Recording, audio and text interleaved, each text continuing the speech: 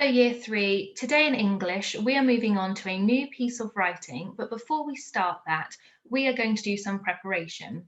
So our lesson today will be focusing on drawing inferences, such as inferring characters' feelings, thoughts, and motives from their actions. Your first activity is to read the extract from this book. Alternatively, you could listen to Mr. Bayford read it. It's called The 12 Labours of Heracles. You might know him more commonly as Hercules, which is the Roman version. So pause the video here to either read the extract or listen to Mr. Bayford. So now you've listened to the 12 Labours of Heracles, we need to identify all the characters and organise them into the correct categories. So you can see the table on the screen, and the headings are heroes, gods and goddesses, kings and queens, and creatures. Then use the text to identify which characters go where.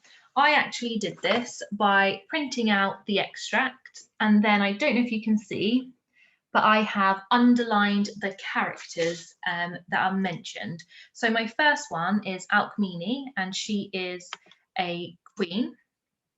Then it mentions Zeus, we know he's a god.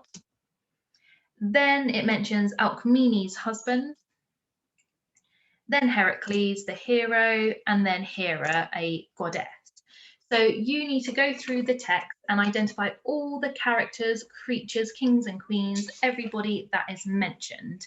Now, there might be some characters that you come across that you think don't quite fit into any of these categories, and that's absolutely fine. If you need to, you can add an extra column with a different heading to fit those characters in.